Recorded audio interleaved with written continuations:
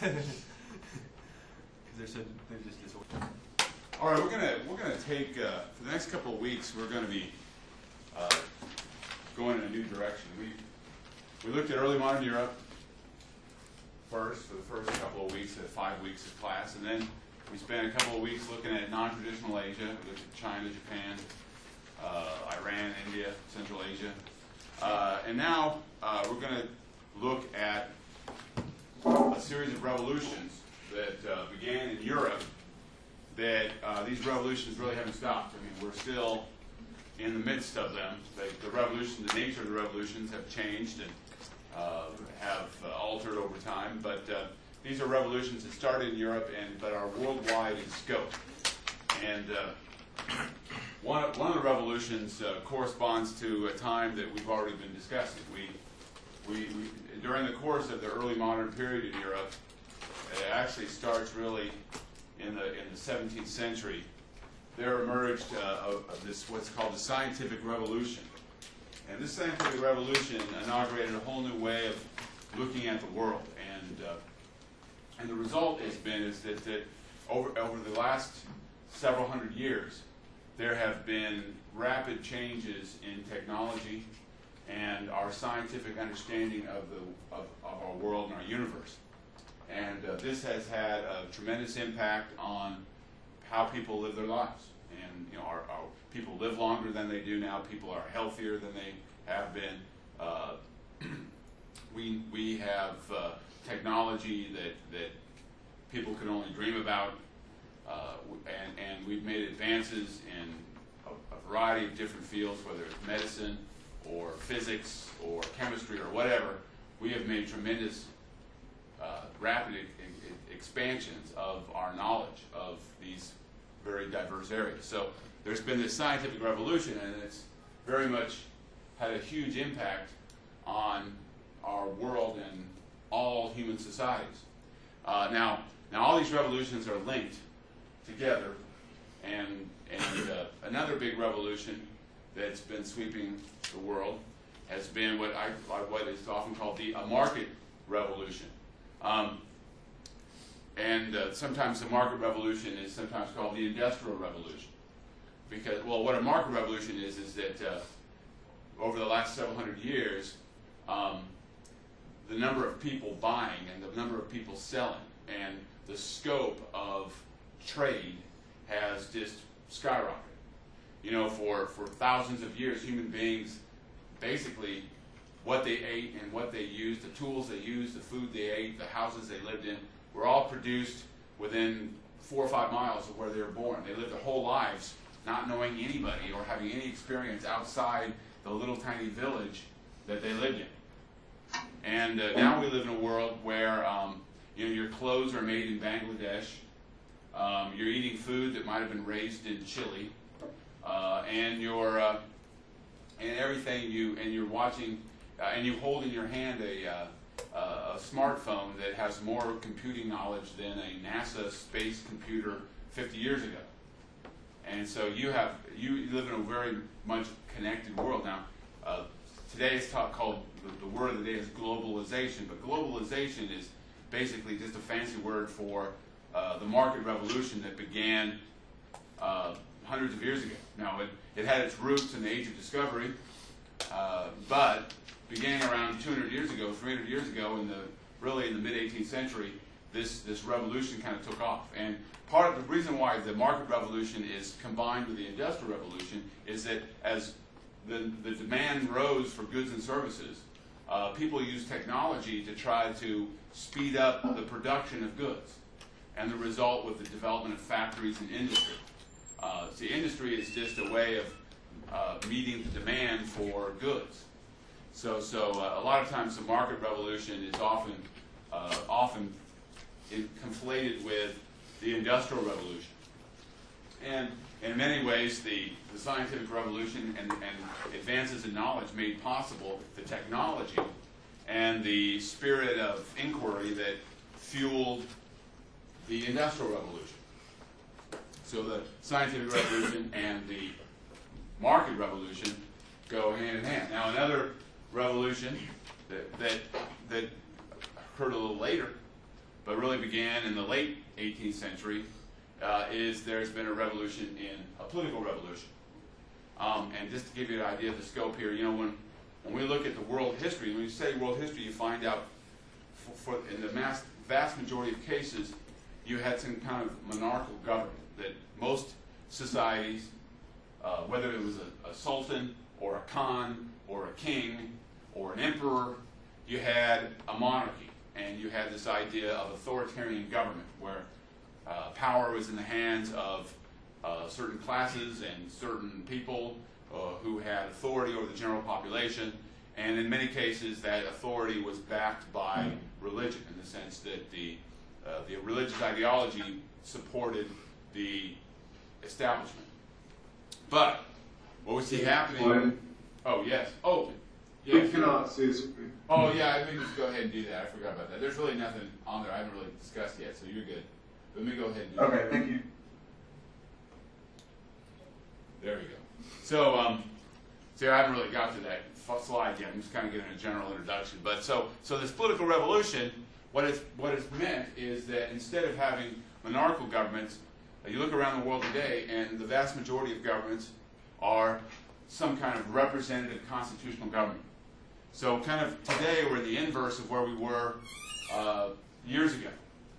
You know, I think the last absolute divine authority government is on the island of Tonga. Now, of course, you know, in a lot of ways, the North Korean government, even though it's technically a Marxist government, you know, it's in many ways an absolute monarchy in a lot of ways. But in nominally, it's supposedly a democracy. You know, it's called the North Korean democracy. But we have a society today where most governments claim that they represent the people, and that they want to create a system of laws that everybody has to follow. So now these were principles: the idea of having a constitution, the idea of having everybody subject to the same laws, the idea that a government has to have the support of the people, has to be representative. These are all the ideas that were born beginning in the American and French revolutions some 200 years ago, more than 200 years ago. But these ideas, they really took hold in Europe and America, and they spread all around the world. And even in today, we see its influence in the sense that, look, if you look at events in Russia today, the protesters in Kiev, they claim to speak for the people. And then they overthrew the government. And then now, in the province of Crimea, which is a part of Ukraine, they're saying, no, we don't want to be part of the government. We want a referendum to join Russia. So in both, you're having a political revolution going on in Russia, and both sides are claiming that they represent the people.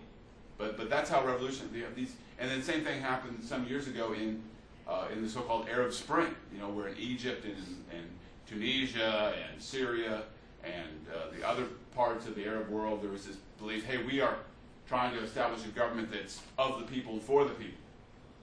And there's fighting going on in Syria between different groups who claim to speak for the nations, to be representative of the people. So these ideas, this political revolution that started in America and started in France some 200 years ago, it continues to generate change and generate movements and political developments across the world, not just in Europe, but across the world, whether it be Russia or whether it be the Arab world or if you're following events in Thailand, you're probably not, but in Thailand you have rival groups both claiming to speak for the people.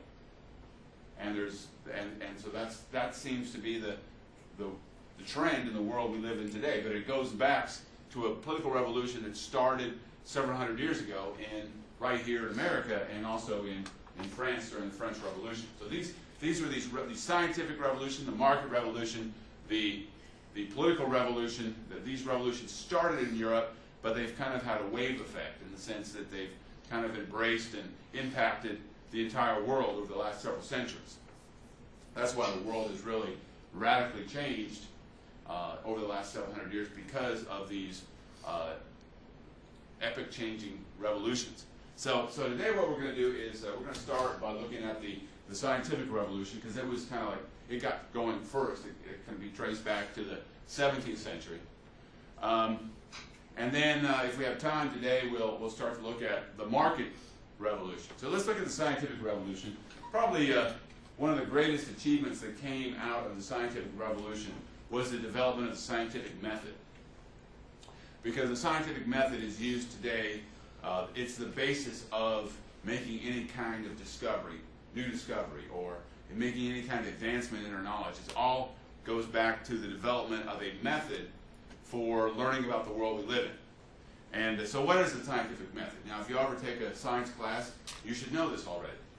So this shouldn't be new news to you. First of all, the scientific method is about curiosity. You have a problem. You want to understand something. So it's something, you look around the world and you see something that doesn't make sense and you want to solve that problem. That's the first part. So it's born out of natural curiosity. So how do you go about solving that problem? Well, first of all, you need to collect information, data collection. You got to find out and make lots of observations. So observation is important. You need to actually use your senses, your sight, your ears, your nose, your mouth. You got to, well, not your mouth. That comes out. Stuff comes out of your mouth. But any part of your body that you use as part of your senses, you're going to use to observe and collect information. All right. So and you have to collect that information and you have to analyze it. What is this information telling me as regards to solving this problem? So this is the part where you're collecting information, you're analyzing information, and then number 3, you have to come up with a hypothesis. You have a hypothesis or a thesis. A hypothesis is a proposed solution to the problem or an answer to the question. Now, in the so-called pure sciences, you should be able to test that hypothesis with an experiment. So once you have a hypothesis, you test your hypothesis. You try, and if your test comes out positive, you've proven your hypothesis. If your test comes out negative, it's back to the drawing board, back to more data collection, back to more analysis to come up with a new hypothesis. Now, there are certain fields of science that you cannot test, like theoretical physics, or anything where you cannot recreate conditions in a laboratory would be a theoretical science, and you cannot test a theoretical science. A lot of the social sciences, like history, for example, sometimes people say that history is a science. Well, the problem with history is you can't, once you come up with a hypothesis, you can't go back in time and test it. So it's in a lot of ways, you can't recreate the time. You can't go back. So in that way, history isn't really a pure science like chemistry would be, or anatomy, or physiology, or biology, where you can recreate conditions and test a hypothesis. All right. So that's that. And so this new way of, one of the great achievements of the scientific revolution was creating this method and using this method to understand the world and to increase humans' knowledge of the world around us. Okay, so when we talk about the scientific revolution, we need to talk about we're going to talk about the causes of it, kind of like we did with the Reformation. We're going to look at the causes of it, then we're going to look at the major figures, some of the major innovators in the scientific revolution. So let's talk about causes. Some of these causes I think ought to be obvious. The Renaissance was a very important cause of the scientific revolution, because the Renaissance was about kind of recovering and revitalizing, having the ancient Greeks, their philosophies and their science revived. And remember, the Renaissance spurred the establishment of new schools, and the printing press, along with that, allowed more and more people to read and obtain this knowledge. And one of the great achievements of the Greeks was that they had a lot of curiosity. They wanted to figure out how everything worked. And so that kind of spirit of inquiry, that kind of spirit of excitement about learning about the world, that was kind of adopted by the Renaissance thinkers. They kind of, from the ancient Greeks, from the reading of the ancient Greek philosophers and scientists, they absorbed that kind of same sense of awe and wonder about the world. Now, another thing about the Renaissance, we talked about the religious aspect of the Renaissance. The Renaissance was inspired to a large degree by Christianity, and really a kind of a, I don't know if you know, if you're familiar with St. Francis, but it's a Franciscan Christianity where there's an awe and wonder about the universe, about awe and wonder about God's creation. You know, Franciscans and the religious movement that accompanied the Renaissance, which has also inspired the Reformation, was about being in awe and wonder about the world, the beauty of the world God has created. And of course, the biggest thing about the Renaissance for many Renaissance Christians was the idea that God Himself would become man in the person of Christ. You know, how great and wonderful is the universe that God would suffer everything on behalf of humanity. Humanity must be worth something if the Creator of the universe is willing to suffer on the cross for the good of humanity. So that the Renaissance wasn't just about the Greeks. It was like loving the Greeks and being inspired by their philosophy and their science, but it was also this kind of love and appreciation and curiosity about the world of creation.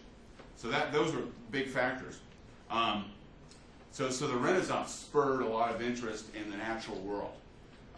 Now, also you have the Age of Discovery. With the Age of Discovery, not only were merchants discovering new trade routes, but they were discovering new peoples, new plants, new animals, and this was just very exciting for people. Continuing all the way through the 18th century, there were all kinds of explorers. You know, in the 18th century, you had Captain Cook, the English explorer Captain Cook, exploring much of the Pacific. And people were just fascinated with the peoples and the plants and the animals and the topography and the volcanoes and all these strange alien worlds that were so foreign to Europeans. It really got them excited and filled them with curiosity. So the Age of Discovery and the Renaissance were a key in developing the conditions, the worldview that would promote scientific inquiry and scientific discovery. Now, a very important aspect of the growth of the scientific revolution was the Reformation. And one of the reasons for that was that, in many ways, the Reformation was a rejection of a medieval worldview that was represented by scholasticism. Scholasticism, most famous professor or teacher was an Italian philosopher named Thomas Aquinas. He wrote a book called Summa Theologica in the 13th century. And for many, up until the 16th century, many universities in Europe and intellectuals followed scholasticism. And what scholasticism tried to do was to try to show that everything was connected, that you had to show that faith and reason were in complete harmony with one another. So in the case of Thomas Aquinas, he was a big follower of the Greek philosopher Aristotle, and so he believed that the ideas of Aristotle and the ideas of the Bible had to be in complete harmony with one another. So that meant that when you tried to explain the movements of the planets, you had to link it somehow with Scripture. Everything with Scripture had to be linked with Scripture. Everything. So whatever it says and what is revealed by what was taught by the church, what was in the church, and what was taught in Scriptures had to be in a complete agreement and in harmony with ancient philosophy and with science, with their understanding of science. Now, part of the legacy of the Reformation was that the Reformation leaders rejected all that. Whether they were Catholic reformers or they were Protestant reformers, they really had no interest in the natural world. It's a great story. It's a great example would be Martin Luther. Martin Luther, started the Protestant Reformation. When somebody mentioned Copernicus and his idea that the sun went around, that the Earth went around the sun rather than the prevailing view that was the opposite, he said, "Who cares? I mean, whether or not the sun goes around the Earth goes around the sun. What does it matter if you're spending an eternity in hell or an eternity in heaven, right? We're just here for a sliver of our time. Who cares about the sun or the planets? Or that's really what matters is loving each other and serving God. So and that kind of gives you a spirit. A lot of Reformation leaders were focused on ethics. What do you have to do to be a good person, and what do you have to do to serve God? And so what happened was there was a divorce between science and faith that occurred during the Reformation. And if you look at the religious movements of the early modern period, all of them were focused on emotion and ethics, and especially how do you live a good Christian life? How do you live in harmony with your brother? And that seemed to be the focus. And just give you a couple examples of the major kind of religious movements that swept across Europe. Like in England, the Quakers were a big movement that really took off in the 17th century. And the Quakers, they were all about the Spirit. How does the Holy Spirit influence you to live your life? And they rejected all ritual. They rejected all church hierarchies. Everybody was a brother. We all have to live according to Christ's principles and live in harmony with each other, and that's all that matters. And we need to be guided by the Spirit, the Holy Spirit. And there was a movement in Germany called the Pietists who had very similar views to the Quakers. And all these movements were very strong, a lot of popular support. And these movements all stress the same thing. What do I need to do to live a good life in harmony with my brother? They weren't concerned about trying to show that the planets of the motion is in harmony with Scriptures. They didn't care about that. What was it focused on was, what do I have to do to live according to Christ and live according to His principles and love my neighbor. And it wasn't just Protestants. The Quakers and the Pietists were Protestant movements, but you had a movement called Quietism in the 17th century in Spain, and in Italy, that focused on meditation. How they would focus on, how do I live a life that's Christ-like? Be focused on prayer and meditation. They're very quiet. That's quietists. How do I live a life withdrawn from this world to focus on the next? And there was a movement in France called the Jansenists. They even had a famous scientist, Pascal, the great French scientist, was a Jansenist. They were focused. They were kind of like French quietists, except that they focused on externals, like how do I live in a life, in harmony, with my brother, rather than being intra-focused on how do I live a Christian life. And then of course, the term Methodist might be familiar to some of you. The Methodist was a movement within the Church of England. The Wesley brothers, John and Charles, and it was a movement that stressed this idea of personal responsibility, this idea of being born again.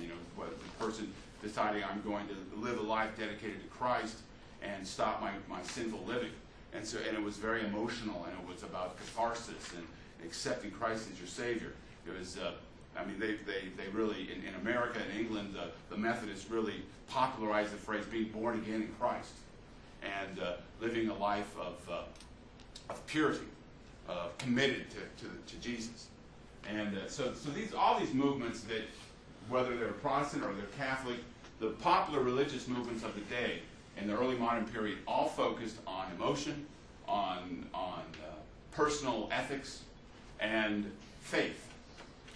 So what happened is that kind of said that for many thinkers, that kind of meant that science and the study of the natural world, you didn't have to talk about Jesus. You didn't have to talk about the Bible. You could study it independently of the Scriptures. And that opened up a whole lot of new inquiries. Because you didn't have to necessarily have the church looking down looking at you and making sure you were orthodox, because science was doing its own thing. Now, so those are some of the causes of the scientific revolution. Let's kind of look at some of the big major players. Now, before we get into some of the big advances in science, it's important to look at who kind of were the innovators in developing the scientific method. And the two most important developers of the scientific method were an Englishman, Francis Bacon, you can see his picture up there, and a Frenchman named René Descartes. And now, neither Bacon nor Descartes actually invented or discovered any major scientific thing, but what they did was to popularize and to establish the scientific method. Now, Francis Bacon was an Englishman, and he was actually a critic of Aristotle. He he didn't like Aristotle worship. He thought there were too many, like the Renaissance had really promoted this idea that the ancient Greeks knew everything. And the ancient Greeks were just, the ancient Greeks were here and we're all down here. We can't even think to be their equals. But Francis Bacon didn't think that way. He thought, I don't think that Aristotle knew everything. And now there was a alternative philosophy that had been popular among the ancient Greeks called empiricism. And empiricists rejected dogmatic thinking. Empiricists said that all of our knowledge is based on observation. We observe things, and then we develop ideas based on observation. And so, and Francis Bacon came to believe that accepting everything on authority, just because Aristotle said it, wasn't good enough. That you actually had to observe and see things for yourself with your senses in order to establish the validity or the truthfulness of any kind of statement. And so Francis Bacon in his writings began to really push this. And there's a story about his death, which I don't know whether it's true or not, but it kind of illustrates for you his way of thinking. There's a story goes is that Francis Bacon, when he was an old man, for some reason he wanted to know whether or not freezing a dead body would make it fresher. He wanted to know whether or not you could what do you call it? You could stop rigor mortis by freezing something. He's curious. He's a curious guy. So he kills a chicken, and it was a snowy day, so he packed the chicken in snow. And the story is he got sick and died. He got pneumonia, and that was the end of Francis Bacon. But he was curious. He had a problem, and then he wanted to say, well, let's do an experiment. Let's freeze a dead chicken and see if I can stop rigor mortis. But anyway, so he got the ball rolling on this idea of the scientific method, using observation and collecting data to solve problems. Now, a contemporary of Francis Bacon was a Frenchman named René Descartes. And now René Descartes was by training a mathematician. But he became concerned with this idea of how do people know what they know? How do people think? How do people know what is true? And so he was obsessed with this question. And he was a wealthy man, came from a wealthy family, so they had a little hut up in the mountains. So he went up in this hut, and he stayed there for weeks and weeks. He said, I'm not leaving this hut till I understand how people think. And it took him for a long time, and he finally came up with he had an aha moment, and he said to himself, in Latin no less, because Latin was a language of scholarship, he said, Cogito ergo sum. I think, therefore I am. I said, well, what's the big deal about that? Well, he was thinking, well, okay, I am thinking, so I know I exist. If I know I exist, then that is the basis of thinking that I can understand how the world works around me. So knowing that you exist, that you are, is the basis for you understanding and making observations about the world around you. Now, René Descartes had all kinds of crazy ideas about the world, and none of them have been accepted. But he got the ball rolling. He began to think, okay, let's use reason based on observation to try to understand the world that we live in. And that was a very important idea. And he even said, you know what? Since our knowledge is based on observation, if two human beings get together and share ideas, then collectively they'll advance. Everybody will advance. So the more people who are observing the universe and sharing their ideas, the more we'll know about the world and be able to understand it. Now, another thing about René Descartes was that he also believed that it was his belief that the world was a huge machine, that the world was a machine, that it wasn't alive, it wasn't a spirit, the world was a machine. He was a Christian. He believed that the world was created by God, but he believed that God had created a massive machine. It's called the two substances. He believed we had a spiritual substance, which was our soul, and God was spirit. But then there was the physical world, which was dead. It was just a big giant machine that God had created to work under certain laws. And he believed that human beings, by uncovering the laws of God, that God had created the world and created the laws that govern the world, that we could understand the world by understanding these laws that God had created. So he kind of had a mechanical way of looking at the world. Now this was a big step because a lot of people thought that before Descartes that like little angels were everywhere directing everything. That God had sent his angels, and these angels were like making sure that the sun rose and the stars moved, and these angels did everything. So believing that the world was a big machine that operated under laws that human beings could understand was a very new, radical way of looking at the world back in the 17th century. So Descartes and Francis Bacon, they didn't invent anything, or they didn't discover anything that was important, but they did discover an idea. They promoted and discovered and advanced the idea of the scientific method. Now, one of the biggest areas of the scientific revolution was when it came to astronomy and the laws of physics. Because one of the reasons why in the early on in the scientific revolution advances in astronomy were such a big deal is because for centuries human beings had believed that the heavens were divine. You know, we even use the word heaven to describe where you go when you die, right? And God lives in heaven, you know, and people, ancient peoples believed that the gods lived in heaven. So there was, and it was long believed that the movements of the planets and the movements of the stars in the heavens, the heavenly bodies, influenced and shaped how the world operated, because people saw that the stars were in different places at different seasons. You know, if you look at the stars in the winter, they're different than they are in the summer. And so people believed that the stars controlled the destinies of the earth, so that the planets and their movements and the stars and their movements shaped and influenced the seasons and the harvest and the planting, and all the agricultural cycle was dependent upon the spiritual bodies. And there were every society had stories about the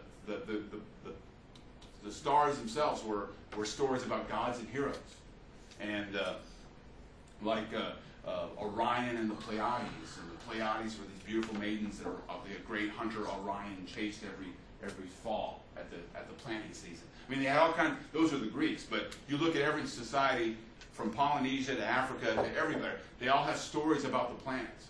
So when people looked at the stars, now you got to remember that before big cities and big city lights, you know, back 300 years ago, the only entertainment, they didn't have TV, was to look at the stars. You know, and in those days you could see the stars. Have you ever been in the mountains?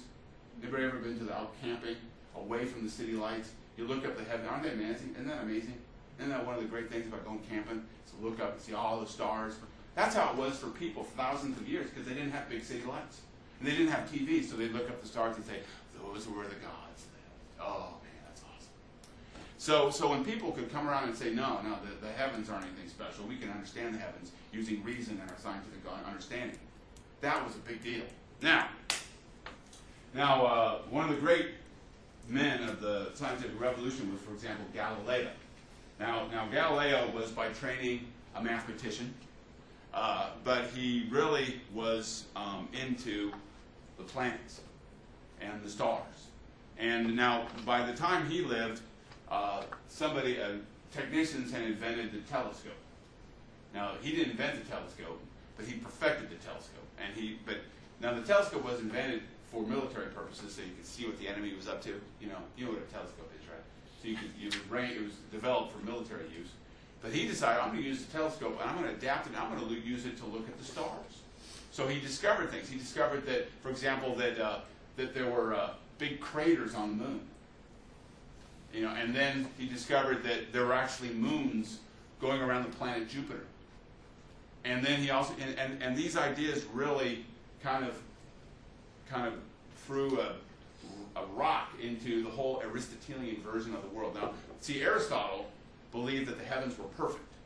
And the idea was that the planets all went around the Earth, including the sun, and all the planets were these perfect balls of light, and everything in the heaven. In fact, Aristotle said that there was a fifth element, a quintessential fifth element called aether, ethereal realm, the ethereal realm of perfectness in the heavens.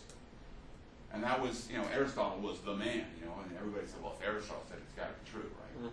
So now here's Galileo using the telescope, using observation, and he's saying, look, we got craters on the moon. It's not a perfect ball of light. We got moons going around Jupiter. The world isn't what Aristotle said it was going to be. So he started questioning things, questioning traditional views that went back to the Greeks, for example. And now there had been, just before the time of Galileo, there had been a Polish monk and humanist named Copernicus. And at his death, Copernicus had published a treatise which he had argued that instead of the traditional view that everything went around the Earth, that Copernicus said that all the planets instead went around the sun. Now, Copernicus was basing it on, because of the Renaissance, a lot of ancient manuscripts were being uncovered, and there had been Greeks who had argued, like the Pythagorean Greeks, had argued that the sun rather than the Earth was at the center of the cosmos. So Copernicus really wasn't basing it on scientific observation. He was just putting out this idea based on his study of the ancients. And so Galileo was familiar with the work of Copernicus, and when he started looking at the heavens and charting the movements of the planets, what it indicated to him was his observations were telling him that Copernicus' theory was correct, that instead of everything going around the Earth, that the Earth was just another planet going around the sun. And now Galileo lived at a time when the Counter-Reformation was in full swing, and the Catholic Church was becoming more and more concerned about the loss of faith. And many leaders in the Roman Catholic Church in Italy, where he lived, believed that Galileo's ideas went against the Bible. Now, there's a verse in, I think it's in the book of Joshua, where the Israelites are fighting. I think they're fighting the Amorites or the Amalekites, one of these peoples. And it says in the Old Testament that God stopped the sun so it wouldn't fall, so that the Israelites would have more time to crush their enemies. Now, some people took that Bible scripture and said, well, this scripture shows that if God can stop the sun must move, and therefore the sun must go around the earth. That's how they interpreted the scripture, not taking into consideration the fact that the source of the story was a poem, and you know how poets are. But nonetheless, that was the official Catholic view. And also Galileo had ruffled feathers because he was going against the ideas of Aristotle. And a lot of people said, how can he question Aristotle? So it was about him questioning Scripture, but also questioning, the standard view. So he was actually found guilty. He was arrested and found guilty of heresy by the Papal Inquisition, whose job was to investigate charges of heresy. And Galileo, to avoid being burned alive, because there was a man named Bruno who had accepted Copernicus' view and had expressed some views that went against the Christian faith. Bruno had been burned at the stake by the Papal Inquisition. And I think Galileo was smelling those flames and was thinking, I don't want to die. So he recanted his ideas and spent his life under house arrest. So even though he's considered a great scientist, when push came to shove, it's interesting that Luther didn't stop. Luther said, yeah, I don't care, this is where I stand. Galileo said, oh, okay, I don't want to burn, So I don't know, it's interesting to compare and contrast Galileo and Luther. Both of them were going against tradition, both were challenging the church. One guy stood firm and luckily got his butt saved, and the other guy caved. But anyway, but Galileo, nonetheless, Galileo had history on his side, because over time, more and more people accepted the Copernican theory and accepted Galileo's findings. Now, Galileo also questioned Aristotle's ideas on the laws of physics, the laws of motion, and he used experiment to prove his theory. Like the traditional view was that, going back to Aristotle, was that the size of an object determined how fast it moved. So if you dropped a rock and a feather, the rock would fall faster than the feather, because the rock being heavier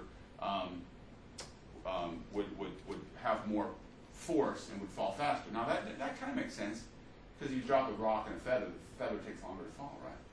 But Galileo said that no, that he believed that he came to the conclusion that everything falls, regardless of its weight, everything falls at the same rate. And the story goes is that to prove his point, he dropped weights of different sizes from the Tower of Pisa in Florence again and again and again, and eventually he came up with a mathematical formula that for the speed of an object as it falls. Anybody familiar with that? Any mathematicians here? I forget what it is, but it's a big deal, you know. He also It's still used today. yeah, it's still used today. Another thing he came up with was that inertia. You know, Aristotle said that the distance an object went was based on the force behind it. And Galileo came to the conclusion that an object would keep on moving until it was stopped by a force that was the same amount of force. So it had nothing to do with the amount of force behind it. It was something. Once something starts moving, it will keep on moving till it meets a counterforce that will stop it. That make sense? So, I mean, I don't know I my thought that physics. was Newton's law of motion. No, well, That see, Newton's law put it into a law. Galileo basically did Newton's law basically forced. Newton was at the end of the long process. He was Yeah. building on the success that Galileo had started. Oh wow.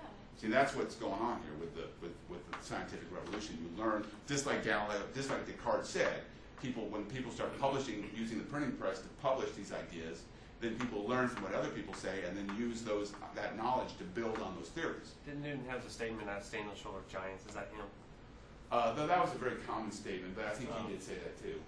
Actually, there was a French monk of the 13th century who said that. And he was talking about the Greeks. But anyway, but it was an often repeated phrase.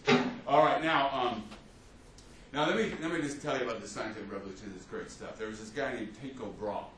Now he was Danish, and all he did was observe stuff. Now the reason why he was his services were in so demand is because people believed in astrology back then. Astrology was its own science. They believed that the movements of the planets and the stars shaped and influenced your life. You all know what astrology is, but it was popularly believed by most everybody. Now people debunk it, of course, but it was very popular back then. And so Tycho Brahe's his fame was as an astrologer. Now what he did for science was that he devoted his life to making close and very accurate observations of all the planets and all their movements. And now he had the patronage of a Holy Roman Emperor, Rudolph II, the Habsburg Holy Roman Emperor. He was an interesting. This guy was crazy. He was this like gay Satanist. I'm serious. He never had children because he was gay, and he was also a Satanist, and he believed in demons and all this stuff and astrology, and he was this crazy guy. But he was the good Roman Catholic ruler of Habsburg Empire. But anyway, but he was a big fan of Tycho Brahe because he believed, and he gave money to Tycho Brahe to make all these observations. So Brahe, this Danish guy, made all these observations. But this is it. They were published. They were put in written form, and everybody knew about it. Now this German guy, this German astronomer named Johannes Kepler, he was a mathematician and an astronomer. He took it the next step forward. See, you see, this is the problem with the problem with Galileo's theory about the planets going around the sun. It didn't work out mathematically. You see, this guy named Ptolemy, who was a Greek astronomer, he had developed this whole very elaborate system to explain the movements of the planets, and he believed that the Earth was at the center of the universe. And there were epicycles. It's very, very complicated, but it worked mathematically. And the problem with Galileo's idea was it wasn't supported by the math. And that's why people were saying, well, Galileo can say whatever Galileo wants. He can make all the observations he wants, but if it's not supported by the math, what's the point? Now, Copernicus, though, he believed that Galileo had the right idea. He believed that Copernicus had the right idea. I mean, I'm talking about Kepler, I'm sorry. Kepler, the German guy. And so what he did is he used the calculations of Brahe, and over time, he was able to come up with an idea. He said, you know what? The orbits around the sun are elliptical. They're not a perfect circle. They're like an imperfect circle. And then the math worked.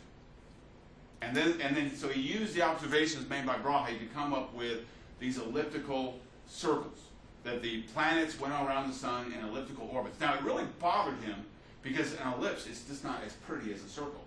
And he said, you know what, this is throwing a whole, this is terrible because we want to believe that the heavens are perfect, and now we have these ugly elliptical orbits of the planets going around the sun. It's just, it's so ugly and not pretty. But he said, this is what the observations tell us. All right, so Kepler comes up with these elliptical orbits.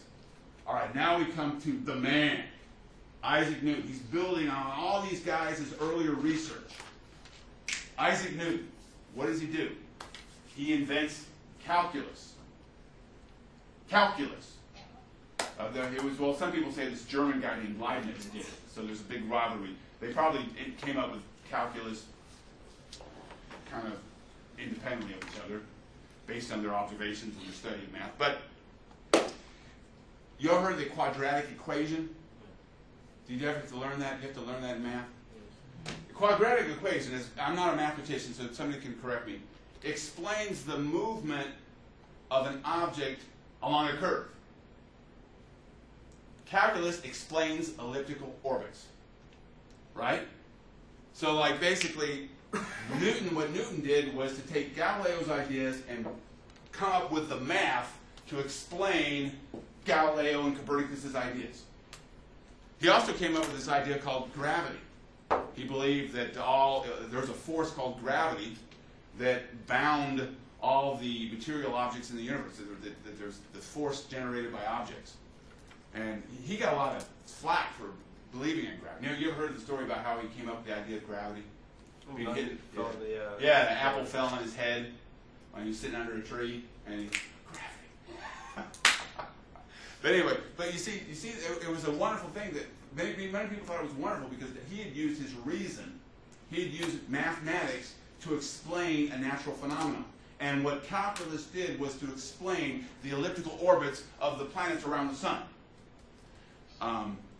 So this is why Newton was held in such high regard. That's why people would look back at Newton and say, yes, if human beings can explain through observation and reason the movements of the planets and the movements of the planetary bodies, then there's nothing that can stop us. We can do anything.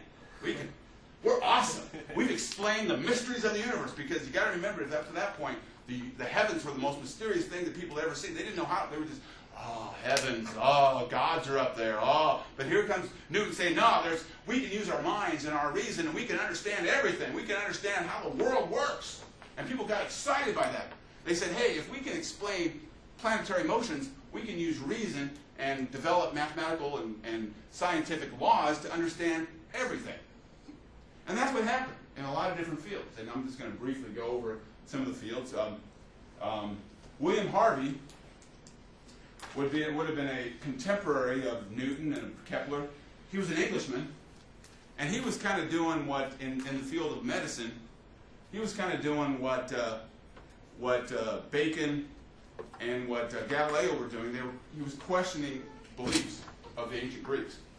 Now, for example, this ancient Greek doctor named Galen, who lived back in the 2nd century AD, his works were considered the authority on medical literature. And William Harvey said, I don't accept that. I am going to cut open bodies and see how the human body works. Observation. Just like Galileo's using the telescope. Harvey started, when condemned, it was considered kind of bad to like cut people open after they're dead. So he would just cut open condemned criminals. He figured, hey, if they got hung for a crime, then they don't deserve any dignity. So he started going to the executioner block and getting bodies that had been executed and cutting them open and looking them over. And he came up with this idea based on his observations. He said, look, the heart is not the seat of your emotions. After this time, you still have little hearts when you love somebody. After this time, Galen said, your heart is your seat of your emotion. And Harvey said, no, your heart's just a big old muscle that pumps blood. And it's the pumping of blood through your body, through the heart, that allows you to live. Blood is just what nutrient is the nutrient for your body. And see, his ideas about blood and the circulation of blood, it went against the theory, because Galen had said that we actually had they were called the four humors. you had blood, black bile, yellow bile, blood, and phlegm. These are these four humors. And that if you were sick, it's because your humors were unbalanced. You had too much blood, or you had too much bile, or you had too much phlegm. So that's why doctors, before Harvey, all believed that if you were sick, all you had to do was like go to the bathroom a lot. You know, they'd give you a diuretic so you'd throw up, or give you a diuretic so you'd poop a lot. Or they'd actually use leeches and remove blood from you. Because somehow they believed that your illness was due to an imbalance of your humors. We still use that phrase, hey, you have a bad sense of humor, right? Because the humors were these liquids in your body that had to be in perfect balance for you to be healthy. And if you were unhealthy, it's because you had bad humors. Your humors were unbalanced. So if you're humorous, that's a bad thing. yeah. Or a lack of poor sense of humor, actually. Now, so Harvey was challenging. Now, we know that Harvey was right. Your heart is just a big old muscle. It pumps blood. Well, as far as the four humors go, that's also where we get the words phlegmatic, choleric, sanguine. Yeah. Those are all descriptions Emotional of people. States. Yeah, people who have more of one type of humor than the other. And it goes back to the Greeks and Galen, and so you have something like Harvey coming in and saying, "Hey, that's not true." Also, they also believed that your source of courage were your liver, and that's why you say, "Hey, you don't have any guts." You ever hear that phrase? Because they believe that, because it's true. What happens if you get scared? You pee your pants, right? So people said, "Hey, the liver and your intestines must be where you have your intestinal fortitude." And they used to think that, and just like they used to think the heart was where your emotions of love were, your brain was your intellect, your heart was the center of your emotions, and your liver was where you got your guts and your bravery. But you think about it, when you're in love, your heart pounds, when you love somebody, you see that person you have a crush on, your heart starts pounding. Or when you get really mad, you get all flushed and your heart's pumping. So it makes sense that people would think that your heart was, if you think about it, Galen's ideas weren't completely, and they found evidence that leeches actually do cure things. There's some kind of quality that can actually act as a disinfectant. So I mean, it wasn't like Galen was a nut job, but it was what Harvey was doing was challenging an authoritative view and using observation to come up with what he thought was a better understanding of how the human body operated. So what Galileo did for astronomy, Harvey did for the medical field. And believe it or not, it took a long time. Andrew Jackson, the President of the United States, his wife died because the doctors sucked too much blood out of her. So even in the 19th century, Galen's ideas still had their supporters among some doctors, some medical doctors. So it took a long time for the medical field to kind of change. That's for sure. All right. Well, we've gone for quite a long time here. Why don't we take a little break, and then we'll finish up. So we'll take about a 3 or 4 minute break, and then we'll finish up. We're almost done with the scientific revolution. Sorry.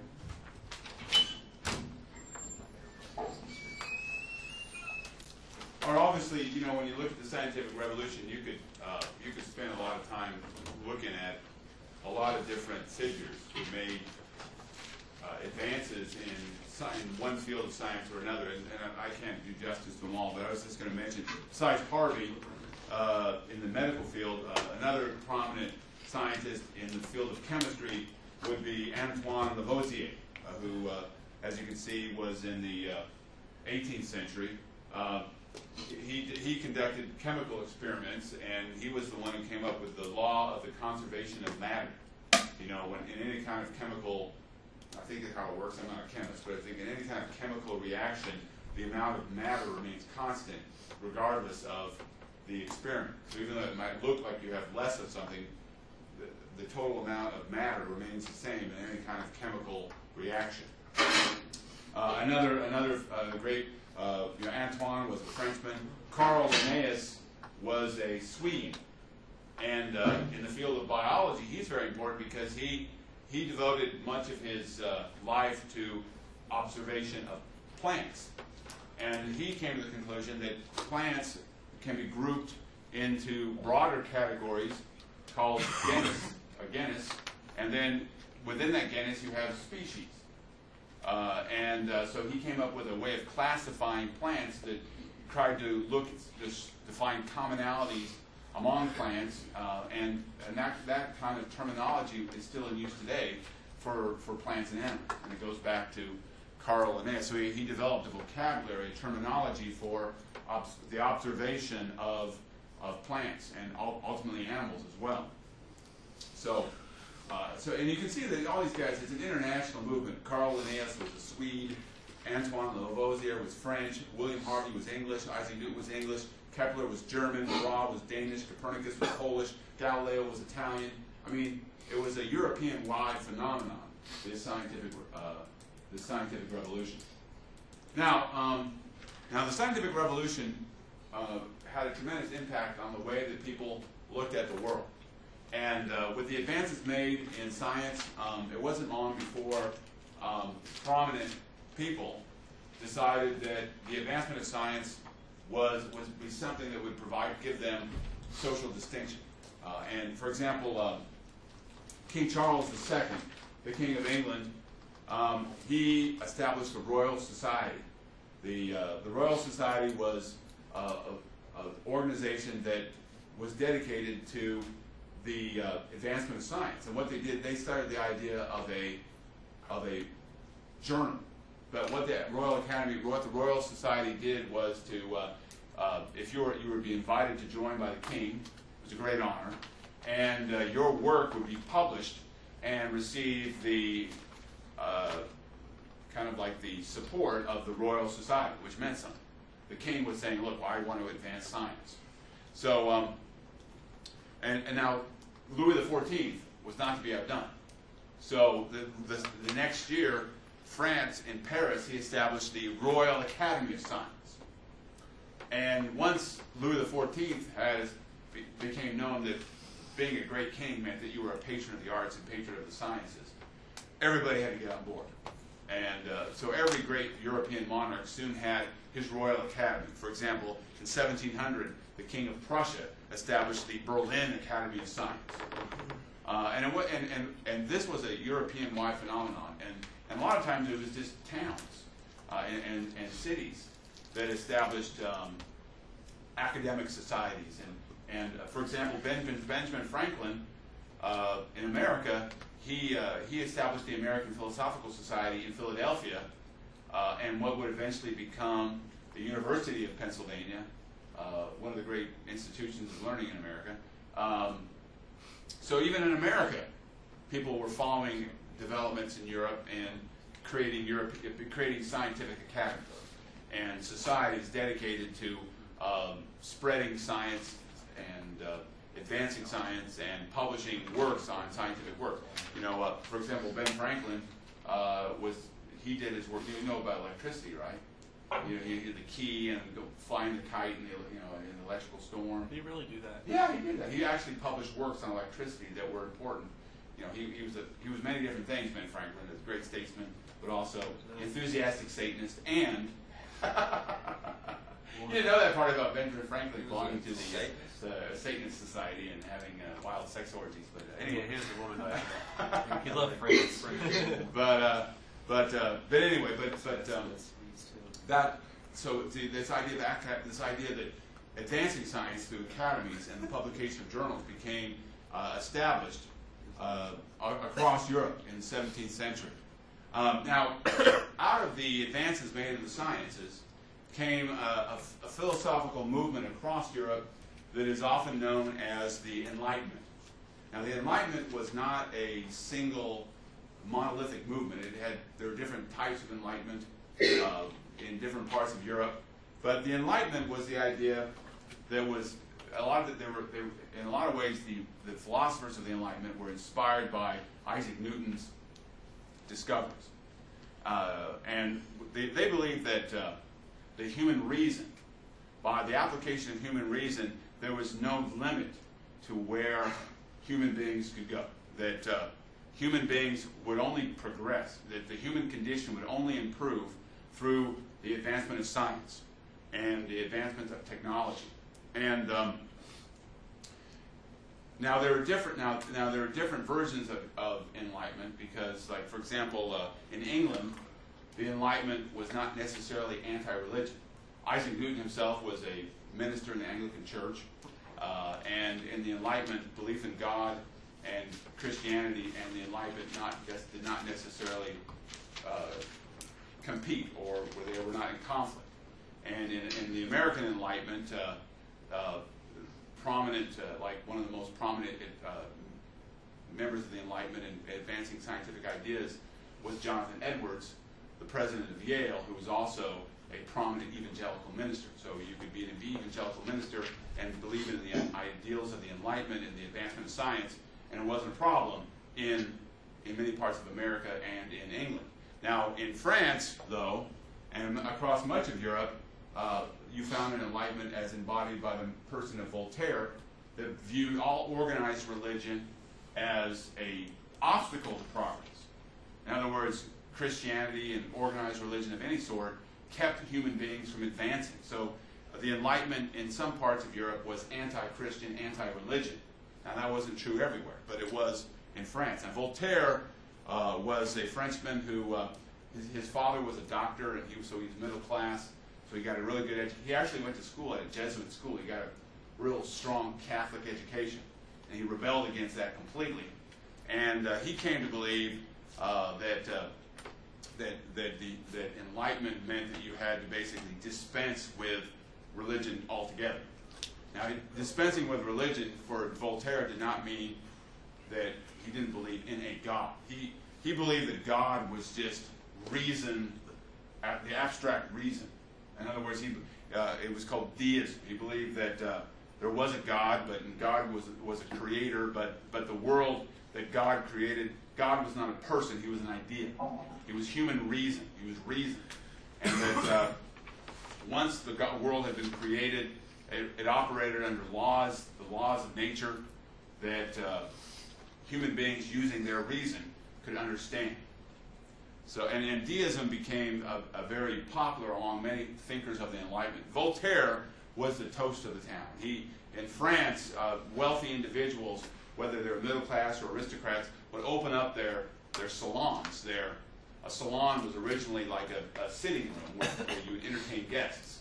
But now when we think of a salon, we think of a place where people come to share ideas and to bounce ideas off each other. Because what would happen is that Frenchmen would open up their sitting rooms and entertain visitors, and that's where philosophers and scientists would come to share ideas and to debate. And the salons of Paris became celebrated everywhere around Europe. And many people, in many ways, France was at the epicenter of the Enlightenment because of the very active life of the salons. And Voltaire was was the star of the salons, and he was so much a celebrity that he was invited by foreign monarchs to come and visit their courts. Like, for instance, he went to the court of Frederick the Great, where Frederick the Great considered himself to be an enlightened monarch, someone who was using the advances in science to make a better kingdom for Prussia. So he was a guest of Frederick of Prussia. He was a guest of Catherine the Great, and would come to her court. So he was kind of like an international celebrity, and he never really wrote any kind of great single book. He wrote a lot of essays, he wrote plays, he wrote a lot of letters, but he was very much celebrated in his day and for propagating this idea of deism among intellectuals.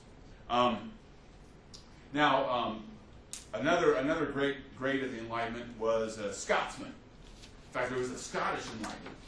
There's a French Enlightenment, there's an English Enlightenment, there's a Scottish Enlightenment. David Hume, for example, was the first known atheist. He just said, look, well, I mean, there were probably a lot of atheists before David Hume, but he was this intellectual who said, I don't believe in God. There's no reason to believe in God. Everything's matter. He was a materialist. And surprise, surprise, he was an economist. He was one of the great developers of economic theory. But he based his economic theory just like Galileo, and based his ideas on observation. So just like William Harvey based his ideas on observation.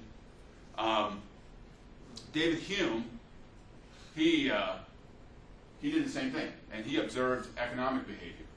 and he had a lot of theories about money and currency and banks and banking. And it's very important because what happened was that the ideas of the Scottish Enlightenment made their way to America, to Princeton University, which was established as a Presbyterian school. And a lot of people who went to Princeton heard about David Hume, even though he was an atheist. His ideas about economics were studied.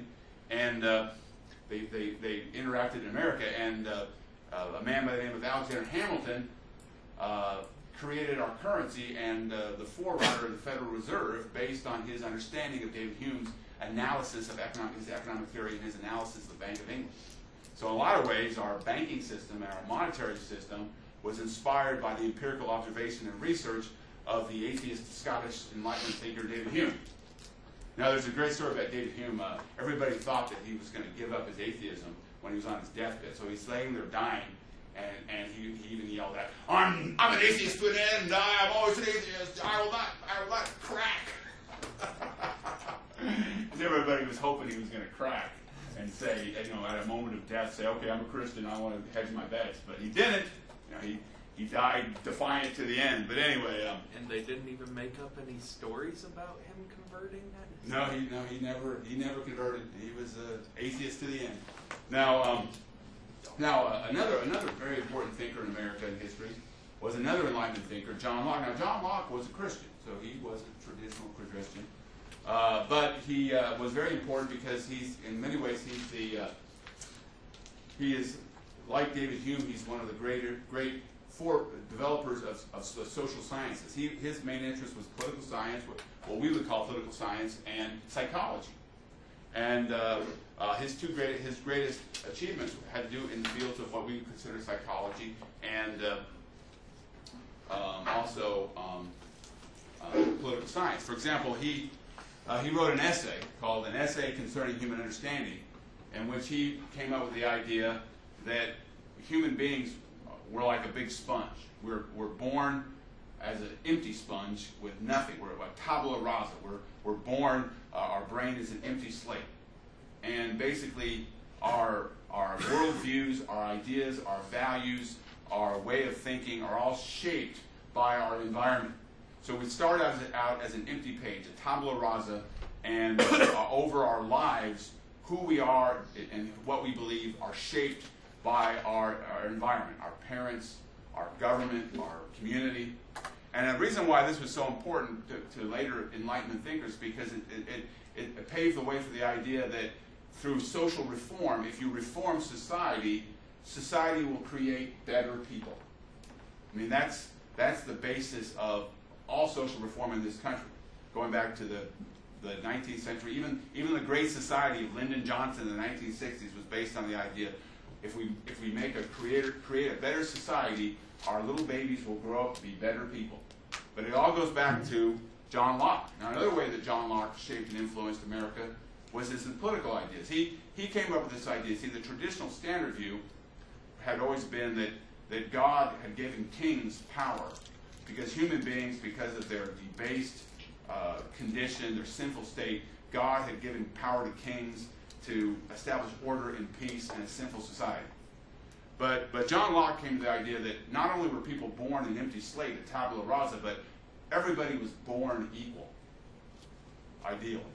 Everybody was equal. We're all born equal, and governments need to have what he called the social contract. People need to, under the social contract, the idea is that people form governments because people agree that they need some kind of order and peace. So a government is a result of a rational act by human beings to create a contract that will establish peace and order. It's not something that comes down from above and is imposed on wicked human beings. So now, the reason why that, he also believed that human beings, by virtue of being human beings, have certain natural rights. He called them rights to life, liberty, and property. And and if you ever read the Declaration of Independence, Thomas Jefferson was inspired by John Locke, and when he laid out the principles of the American Revolution in the Declaration of Independence, he said all human beings are endowed by their Creator with certain rights. Life, liberty, and instead of property, he substituted pursuit of happiness. But the idea of a social contract and representative government, the idea that government has to have the approval of the governed, and that all human beings have certain natural rights. These were ideas that were promulgated by the English Enlightenment, by John Locke, and they had a very powerful influence on American thinkers, because of course the American colonies were colonies of England. All right, and now the last two thinkers I want to mention, another big important thinker, another man of the Scottish Enlightenment, was Adam Smith. And he came up, he was like Hume, he studied economics. And he wrote a very important work in 1776 called The Wealth of Nations. And he was the one who came up with this idea of the law of supply and demand, and the laws of the marketplace. He also came up with this idea that what was holding back human progress was the intervention of the government in the economic marketplace. So that's why he came up with a phrase called laissez-faire. It's a French word, which means hands off. That if the government just kept its hands off the economic forces, the marketplace, then you would have prosperity and progress through economic growth. And he's been a very classical economics is basically the ideas of Adam Smith. So there are a lot of people who follow Adam Smith to this day. So essentially, he came up with the free enterprise system. Well, he didn't. It was based on his observations of what he thought would work best. So it was based on empirical observation. He didn't invent the marketplace. He just developed their ideas that there were rules, the laws of supply and demand that govern how the marketplace works. So in a lot of ways, he was like Hume, like Locke, like Galileo. His ideas were based on his observations of society. The clock's off, but it's All right. 10:21 or something now. What?